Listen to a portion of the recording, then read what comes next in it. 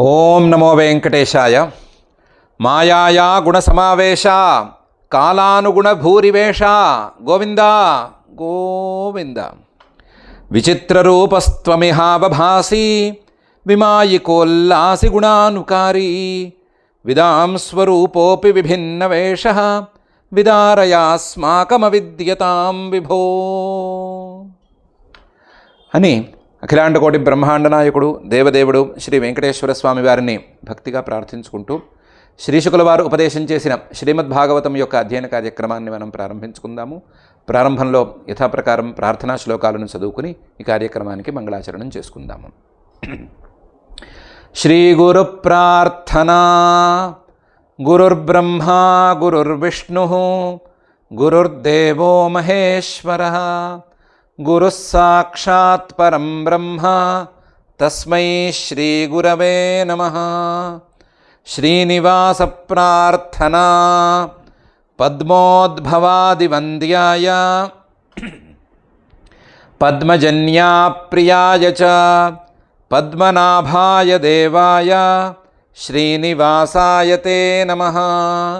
అథ సంకల్పః అస్మాకం ఉపాత్త సమస్త దురిత క్షయ ద్వారా బుద్ధిశుద్ధ్యర్థం విద్యాభివృద్ధ్యర్థం భక్తి జ్ఞాన వైరాగ్యాది తదనుకూల సర్వసంపత్ సమృద్ధ్యర్థం శ్రీ పరమేశ్వర ప్రీత్యర్థం శ్రీమద్భాగవత పాఠం కరిష్యామహే.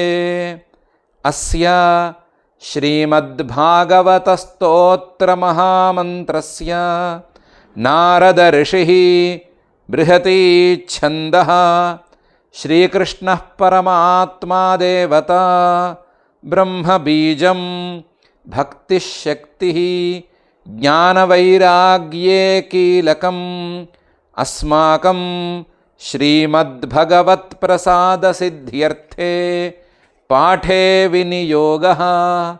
ధ్యానం నారాయణస్య గుణగానవిధోపయుక్తం వ్యాసప్రసూతశుకగుంఫితవర్ణయుక్తం రాగాపహానమపి భావరసేన సిక్తం గీతం సమాలపత భాగవతం ప్రయుక్తం. శ్రీ గురుభ్యో నమః.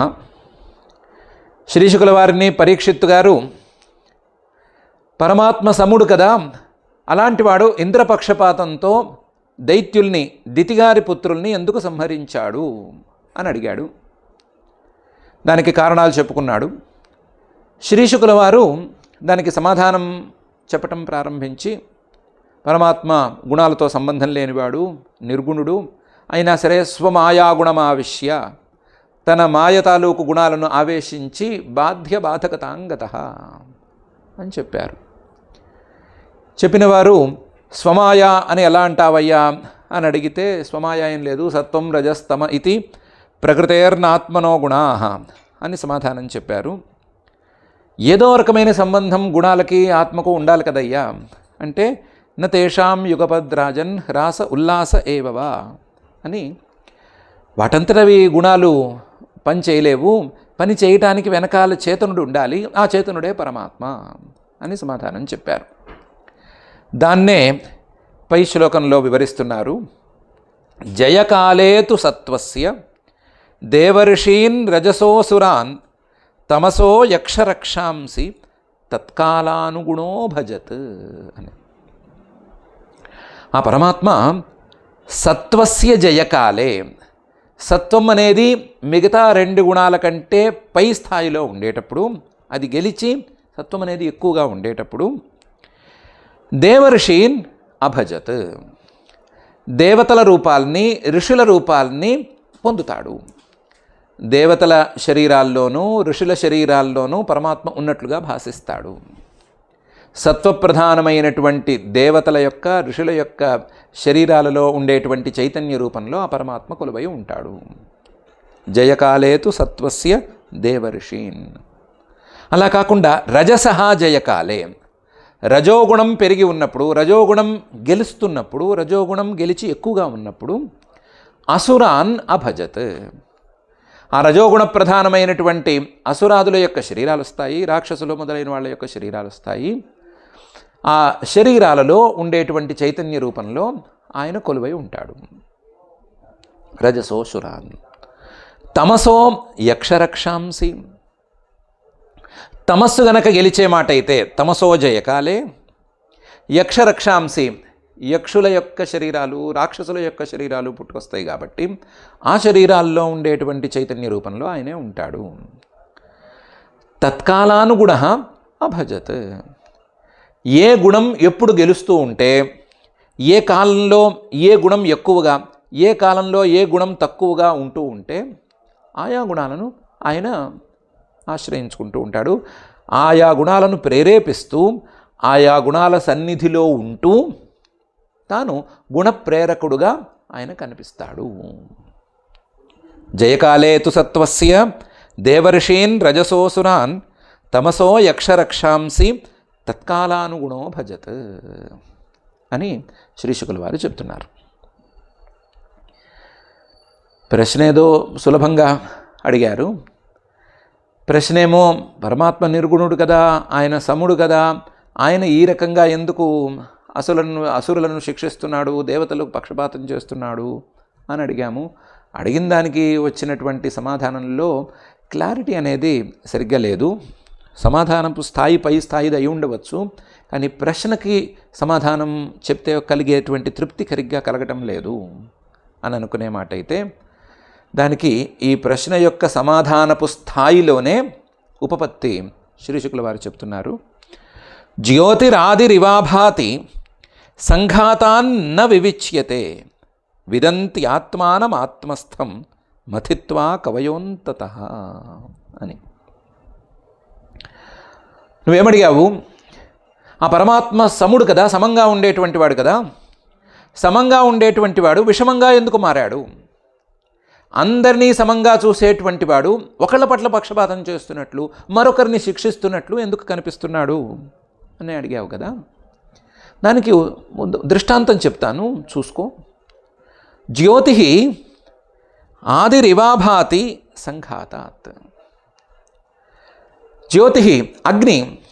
ఈ అగ్ని ఒకటే రూపంలో ఉండాలి లెక్క ప్రకారం, కానీ ఈ అగ్ని ఉండేటువంటి కట్టెలు, బొగ్గులు మొదలైనటువంటివి ఏ ఏ రూపాల్లో ఉంటాయో ఈ అగ్ని కూడా ఆయా రూపాలలో వేరువేరుగా కనిపిస్తూ ఉంది. అగ్ని అంటే వేడిగా ఉండేది లేదా వెలుగునిచ్చేది, ఇది ఒకే రూపంలో ఉండాలి, కానీ ఒకే రూపంలో ఎప్పుడూ కనిపించటం లేదు. ఆ అగ్ని ఉండేటువంటి కట్టెో లేకపోతే అగ్ని ఉండేటువంటి బొగ్గో లేదా కాలిన ఇనుప ముద్దో ఏదో ఒకటి దాని రూపాన్ని బట్టి తన రూపాన్ని కూడా మార్చి చూపిస్తోంది. సమంగా ఉండవలసినటువంటి అగ్ని విషమంగా కనిపిస్తోంది. పోనీ జ్యోతి అనే విషయంలో చిన్నపాటి సందేహం ఉంటే నీరు తీసుకో. జ్యోతిరాది, ఆది శబ్దంతో నీరు తీసుకో. నీరు ఒకే రకంగా ఉండాలి, కానీ చిన్న పాత్రలో ఉండేటువంటి నీరు ఒక విధంగా కనిపిస్తోంది, పెద్ద పాత్రలో ఉండేటువంటి నీరు మరొక విధంగా కనిపిస్తోంది, పొడుగాటి పాత్రలో ఉండేటువంటి నీరు ఒక ఆకారంలో కనిపిస్తోంది, విశాలమైనటువంటి ప్రాంతంలో నిలిచిన నీరు మరొక ఆకారంలో కనిపిస్తోంది. తన ఆకారాలను మార్చుకుంటూ ఉంది. నీరుగా తనకుండేటువంటి లక్షణాలను కనబరుస్తూనే తన ఆకారాలను మార్చి చూపిస్తోంది. నీరు అనేది ఒకటే అయినప్పుడు ఆ ఒకటే అయిన నీరు ఒకే విధంగా కనిపించడం లేదు, వేరువేరు ఆకారాలతో కనిపిస్తోంది. అలాగే పరమాత్మ కూడాను. ఈ విషయంలో కూడా ఏమాత్రం సందేహం ఉన్నా ఇంకొక దృష్టాంతం కూడా తీసుకోవచ్చు. ఆకాశం, ఈ ఆకాశం అనే దానికి రూపము లేదు, మార్పు లేదు అని అందరూ ఒప్పుకునేదే. ఆకాశం అంటే అవకాశం, ఒక ఖాళీ. ఈ ఖాళీకి రూపం అంటూ లేదు, కానీ ఇదే ఘటం, ఒక కుండలో ఉండేటువంటి ఖాళీ ఇది వేరు, ఒక గదిలో ఉండేటువంటి ఖాళీ ఇది వేరు, ఇంకొక గుండ్రటి గదిలో ఉండేటువంటి ఖాళీ అది వేరు, ఓవల్ షేప్ అయితే ఆ ఖాళీ వేరు. రకరకాలుగా తన ఆకారాలను ఖాళీ మార్చుకుని చూపిస్తోంది. సో అగ్ని తీసుకోవచ్చు, లేకపోతే నీరు తీసుకోవచ్చు, ఆకాశం తీసుకోవచ్చు, లేదా వాయువుని తీసుకోవచ్చు. ఎన్ని ఉదాహరణలు తీసుకున్నా తీసుకో, అది ఏకరూపంగా ఉండవలసింది, కానీ మారి కనిపిస్తోంది. అలాగే ఏకరూపంగా ఉండవలసినటువంటి ఈ పరమాత్మ మారి కనిపిస్తున్నాడు, వేరువేరు రూపాలతో కనిపిస్తున్నాడు. జ్యోతిరాదిరివాభాతి సంఘాతాత్ న వివిచ్యతే. పరమాత్మ స్వరూపంలో మరొక సంక్లిష్టత కూడా ఉంది. జ్యోతి అగ్ని ఏదైనా ఒక కట్టె మీద ఉన్నప్పుడు, కట్టె కాలుతూ ఉన్నప్పుడు ఉండేటువంటి అగ్ని ఉన్నప్పుడు కొంచెం జాగ్రత్తగా చూస్తే కట్టె విడిగా, అగ్ని విడిగా కనిపిస్తుంది. కాస్తంత ఆలోచనతో చూస్తే కనిపిస్తుంది. అలాగే బొగ్గు మీద ఉండేటువంటి అగ్ని లేదా బొగ్గును వ్యాపించి ఉన్నటువంటి అగ్ని జాగ్రత్తగా చూస్తే కనిపిస్తుంది. లేదా మన వ్యవహారంలోనే ఇది కట్టె కాలుతుంటే ఉండేటువంటి అగ్ని అనేటువంటి వ్యవహారం ఉంటుంది, కాబట్టి దాని ప్రకారం తెలుస్తూ ఉంటుంది. అగ్గి అలాగే కట్టె ఈ రెండు కలిసి ఉన్నాయి. కలిసి ఉండేవి ఎంతో కొంత జాగ్రత్తగా ఆలోచిస్తే విడివిడిగా తెలుస్తాయి. విడి చేసి చూపించమంటే మన వల్ల కాకపోవచ్చు, కానీ విడివిడిగా తెలుస్తాయి. అలాగే పాత్ర, నీటి యొక్క ఆశ్రయము నీరు, ఇవన్నీ విడివిడిగానే తెలుస్తాయి. జాగ్రత్తగా మనం పరిశీలించి చూడవలసిందే అంతే. ఆకాశం ఘటం లేదా ఆకాశం ఖాళీ, గది ఇలాంటి దృష్టాంతాలని కూడా మనం తెలివిగా ఆలోచిస్తే తెలుస్తూ ఉంటుంది. ఖాళీకి రూపం లేదు, ఖాళీని మనం మార్చింది ఏమీ లేదు, ఖాళీ చుట్టూ గోడలు కట్టామంతేను అని తెలుస్తుంది. కొంచెం ఆలోచన పెడితే చాలు తెలుస్తుంది. విడివిడిగా గోడలు వేరు, గది అంటే గోడలు, ఆ గోడలు వేరు, దాని మధ్యలో ఉండేటువంటి ఖాళీ వేరు, దానికి గోడలకి సంబంధం లేదు, లాంటి విషయాలన్నీ తోస్తాయి. కానీ పరమాత్మ ఈ గుణాలతోనూ, గుణాల తాలూకు ప్రభావాలైనటువంటి శరీరాలతోనూ కలిసి ఉన్నాడు కదా. ఆ కలిసి ఉన్నటువంటి పరమాత్మ సంఘాతాత్ న వివిచ్యతే, విడిగా తెలియటమే లేదు. ఈ సంఘాతంలో, ఈ సమూహంలో కలిసిపోయాడు, కలిసి తాను కూడా సమూహంలో ఒకడైపోయాడు. సంఘాతాత్ న వివిచ్యతే, విడిగా తెలియటం లేదు. కాబట్టి పరమాత్మ విషయంలో ఇలాంటి సందేహాలన్నీ వస్తున్నాయి. పరమాత్మే ఏకరూపంగానే ఉన్నాడు, ఎప్పుడూ అలాగే ఉన్నాడు. కానీ ఈ గుణాల తాలూకు ప్రభావాలు, వాటి పిల్లలు, వాటి మనవలు ఇవన్నీ కలిసేసరికి వేరువేరుగా ఉన్నాడు, వేరువేరుగా కనిపిస్తున్నాడు. అందులో కలిసిపోయినటువంటి పరమాత్మ యొక్క తత్వం విడిగా కనిపించటం లేదు. ఇంకా సరిగా చెప్పుకోవాలంటే కనిపించకున్నట్లుంది.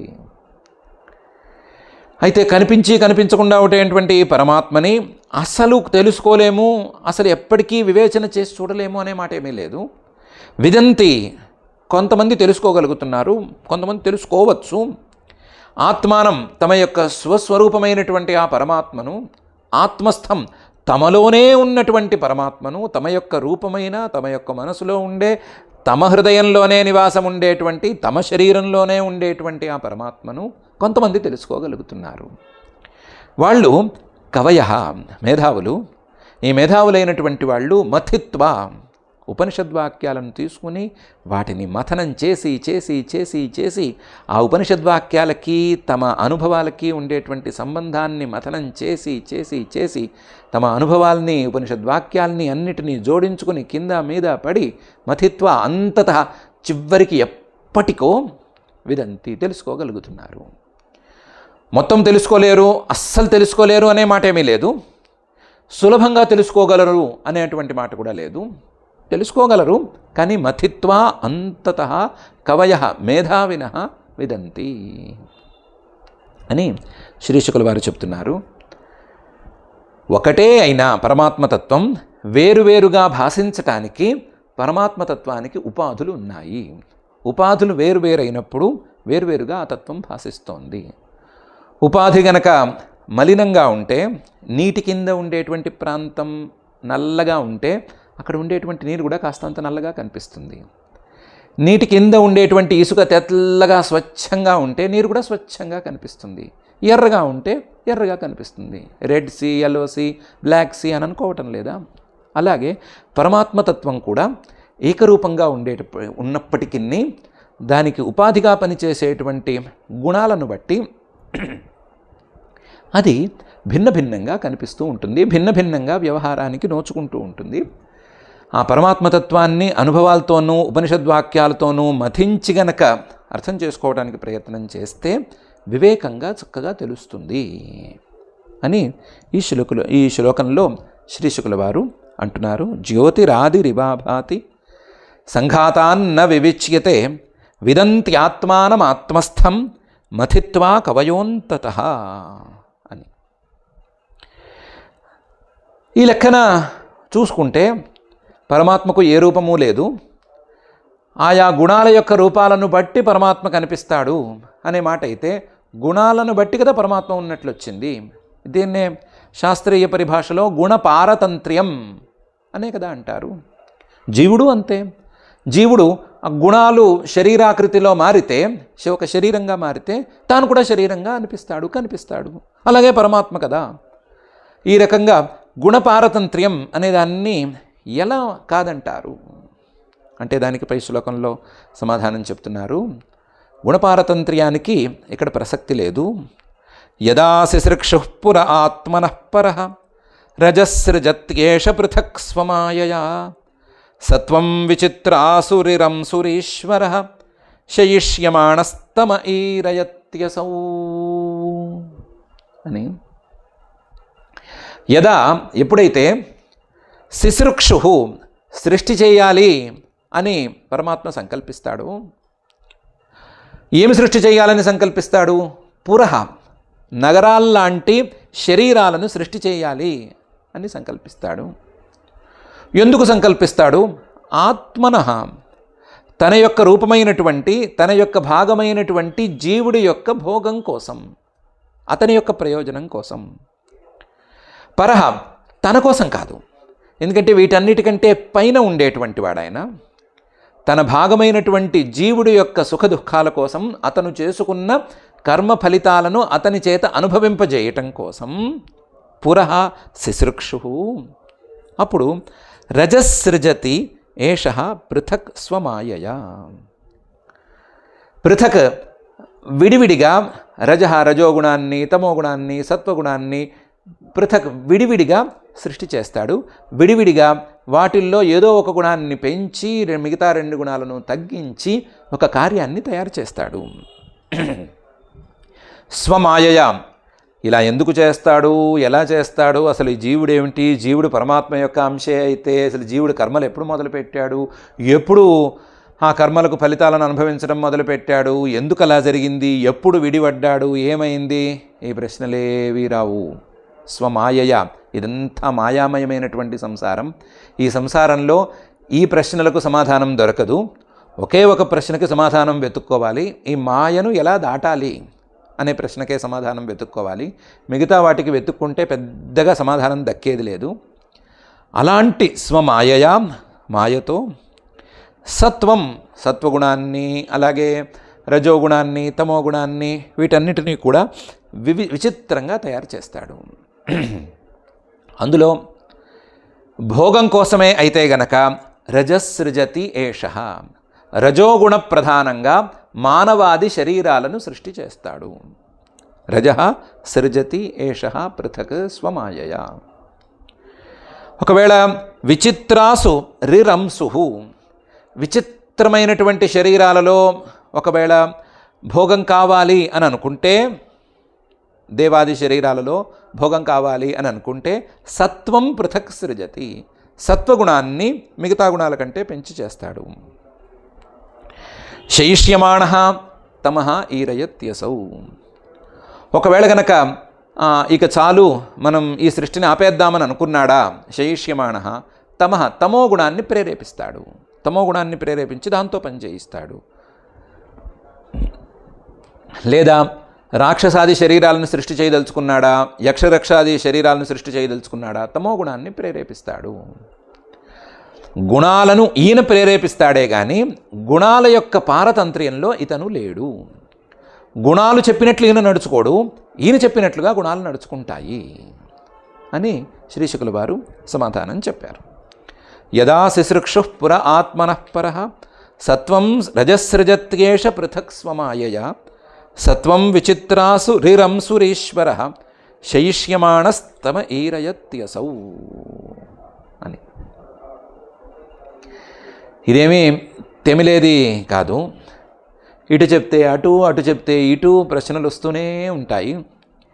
వాటిలో భాగంగా ఇప్పుడు గుణాలను ఈయన ప్రేరేపించాడు అని అంటే గుణాలకి ఈయనకి సంబంధం ఉన్నట్లే కదా, మళ్ళీ సంబంధమే కదా చెప్పింది. గుణాలకి ఈయనకి సంబంధం లేదు అని ఎలా అంటారు అని మళ్ళీ ప్రశ్న వేస్తే దానికి సమాధానంగా 6 పాదాలు ఉండేటువంటి శ్లోకాన్ని శ్రీశుకుల వారు చెప్తున్నారు.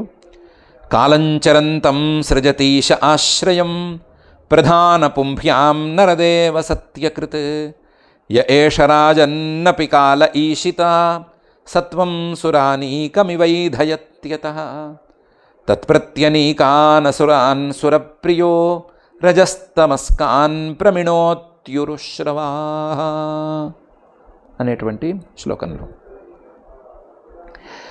ఏం లేదయ్యా, వీటిని ఇటు తిప్పి అడుదిప్పి ఏం ప్రశ్న వేసినా సరే సమాధానం ఇలాగే ఉంటుంది. అయితే కొంచెం సౌకర్యం ప్రకారం చూసుకోవాలని అనుకుంటే కాలం చరంతం సృజతి ఈశః ఆశ్రయం. ఈ పరమేశ్వరుడు ఈ గుణాలను తనంతట తానుగా ఏం ముట్టుకోడు, వాటిని ఏం చేయడు, వాటిని ఏం ప్రేరేపించడు. ముందు కాలాన్ని సృష్టి చేస్తాడు. కాలం సృజతి. కాలం ఇదేం కాలం? చరంతం, ఎప్పుడూ వర్తమానంగా ఉండేటువంటి కాలం. కాలం యొక్క లక్షణాల్లో ఒక లక్షణం ఎప్పుడూ వర్తమానం ఉంది అని అనిపించేటువంటి కాలం, లేదా ఇప్పుడు అని అనిపించేటువంటి కాలం. అలాంటి కాలం చరంతం సృజతి. ఈశః సర్వేశ్వరుడే అయినప్పటికీ ఈయన కాలాన్ని ఆశ్రయం, తనకు సహకారిగా ముందు సృష్టి చేసుకుంటాడు. కాలాన్ని కూడా తనకు సహాయంగా ఈయన సృష్టి చేసుకుంటాడే కానీ కాలం కూడా ఈయనకంటే ముందున్నదేమీ కాదు. ఈయనకంటే ముందున్నది అనేది లేనే లేదు. ఈయనతో సమానంగా ఉండేవి 2 ఉంటాయి. అవి ప్రధాన పుంభ్యాం. ప్రధానం అంటే త్రిగుణాత్మకమైనటువంటి మూల ప్రకృతి. పుం అంటే పుమాన్ అంటే జీవుడు, కర్మలను చేసుకొని ఫలితాలను అనుభవించటానికి సిద్ధంగా ఉన్నటువంటి జీవుడు, ఆ జీవుడికి కావలసిన భోగాలను అందించటానికి సిద్ధంగా ఉన్నటువంటి భోగ్యమైన ప్రధానం. ఈ 2 ఆ కాలంలో ఉన్నాయి, సృష్టికి ముందు ఉన్నాయి. ప్రధాన పుంభ్యాం. ఈ రెండిటిని ముందుంచుకొని ముందు కాలాన్ని సృష్టి చేస్తాడు. ఓ నరదేవ, ఓ పరీక్షిత్తు, సత్యకృత్. ఆయన ఏమనుకుంటే జరుగుతుంది. ఆయన మనసులో ఏమి సంకల్పిస్తే జరిగిపోతుంది. ఎందుకు జరుగుతుంది, ఎలా జరుగుతుంది అని ప్రశ్నలు వేస్తే సమాధానాలు రావు. ఆయన యొక్క సామర్థ్యం అంతటిది. సత్యకృత్. కాకపోతే య ఏష రాజన్ నపి కాల ఈశిత. ఆయన సృష్టి చేసినటువంటి కాలం ఉంది కదా, ఈ కాలం కూడా ఈశిత, మొత్తం అన్నిటినీ నియంత్రించగలిగింది, అన్నిటి మీద తన ప్రభావాన్ని చూపించగలిగినటువంటిది. కాలః ఈశిత య ఏష రాజన్. ఓ రాజా, సత్వం సురానీకమివ ఏధయతి అతః. ఈ కాలం సత్వాన్ని ఒకప్పుడు పెంచుతుంది. సత్వాన్ని పెంచి అతః, ఆ సత్వం పెరగటం వలన సురానీకం ఏధయతి.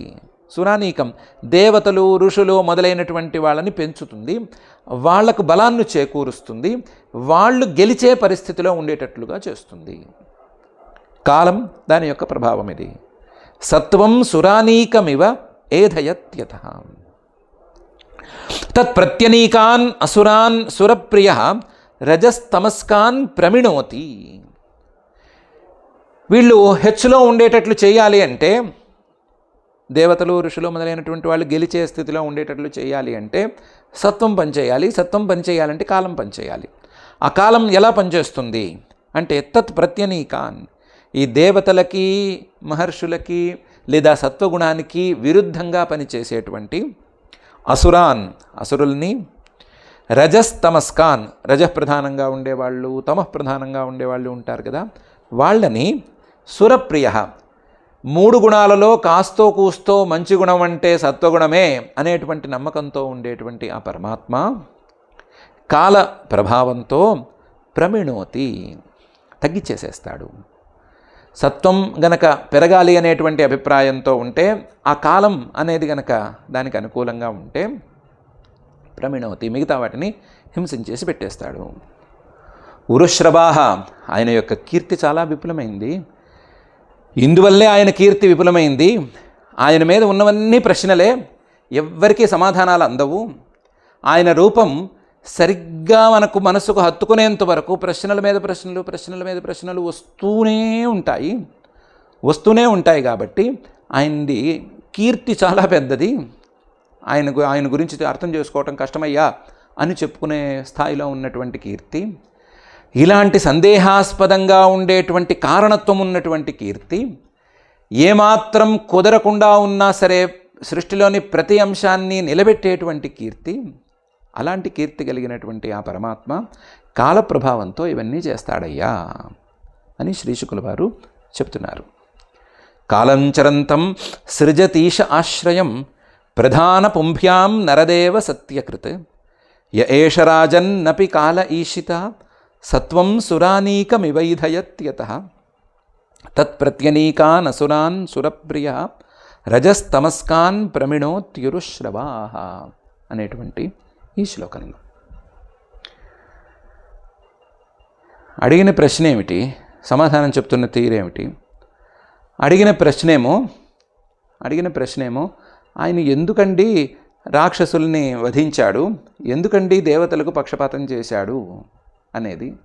సమాధానమేమో అసలు గుణాలేంటి, వాటి తీరేంటి, కాలమేంటి, కాలాన్ని ప్రచోదన చేసే తీరేంటి, గుణాలకి పరమాత్మకు సంబంధం లేకుండా ఉండటం ఏంటి, అయినా సరే ఏదో పని జరగటం ఏంటి, పరమాత్మ యొక్క కీర్తి ఏంటి అన్నిటి వెళ్ళింది కదా.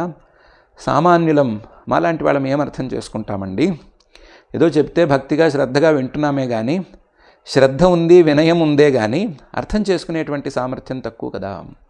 అంటే దానికి శ్రీశుకుల వారు అన్నారు, అత్రైవ ఉదాహృత పూర్వం ఇతిహాస సురర్షిణ ప్రీత్యా మహాక్రతౌ రాజన్ పృచ్ఛతే అజాతశత్రవే అని.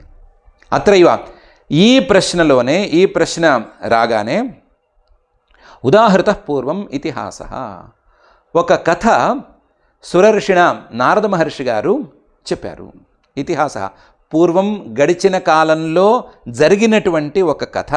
ఆ కథని నారద మహర్షి గారు చెప్పారు. ఉదాహృత పూర్వం ఇతిహాస సురర్షిణ.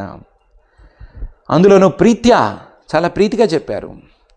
ఎక్కడ చెప్పారు? మహాక్రతౌ, రాజసూయ యాగం జరుగుతున్నప్పుడు రాజన్, ఓ పరీక్షిత్తు, పృచ్ఛతే అజాతశత్రవే, మీ తాతగారు యుధిష్ఠిర మహారాజు గారు, ధర్మరాజు గారు ఆయన అడిగితే ఆయన రాజసూయ యాగంలో నారద మహర్షి గారు కథ చెప్పారు. ఆ కథ నేను నీకు చెప్తాను. అత్రైవ ఉదాహృత పూర్వం ఇతిహాస సురర్షిణ ప్రీత్యా మహాక్రతౌ రాజన్ పృచ్ఛతే జాతశత్రవే. ఆయన ఎందుకు అడిగారు, ఎందుకు ఆ ప్రశ్న ధర్మరాజు గారికి వచ్చింది, నారద మహర్షి గారు ఏం చెప్పారు అనే విషయాలని పై శ్లోకాల్లో చెప్పాలి. దాన్ని మనం కూడా పై శ్లోకాల్లోనే చూసుకుందాం. దానికంటే ముందు ఒక విషయాన్ని నిర్ణయించుకుందాం. మనలో చాలామందికి చాలా పెద్ద పెద్ద ప్రశ్నలు ఉన్నాయి. అందరూ ధర్మం చేయాలి, ధర్మాచరణ చేయాలి అంటూ ఉంటారు, ధర్మంగా ఉండాలి అని అంటూ ఉంటారు.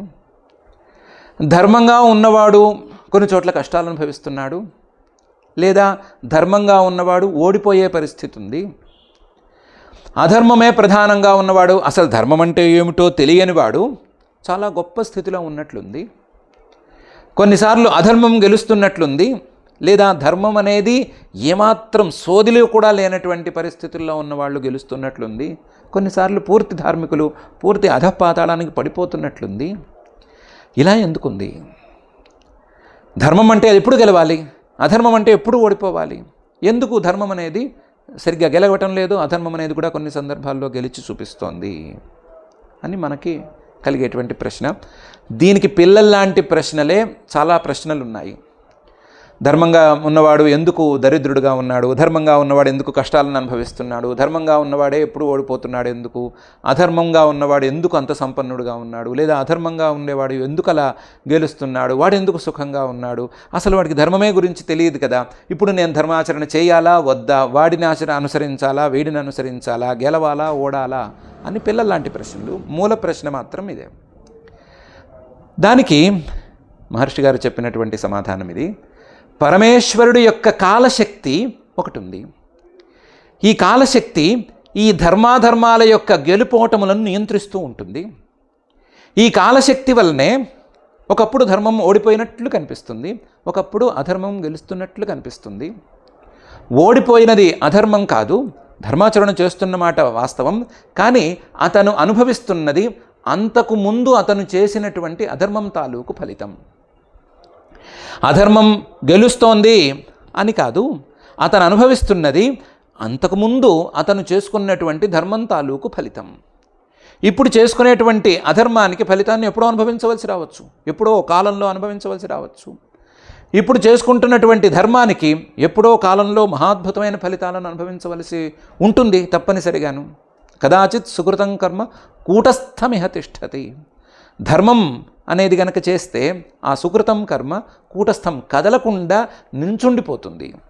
అధర్మాన్నైనా సరే ప్రాయశ్చిత్తం చేసుకుని పోగొట్టుకోవచ్చు, పాపాన్నైనా ప్రక్షాళన చేసుకోవచ్చు, ధర్మం మాత్రం స్థిరంగా ఉంటుంది, ఎక్కడికి పోదు.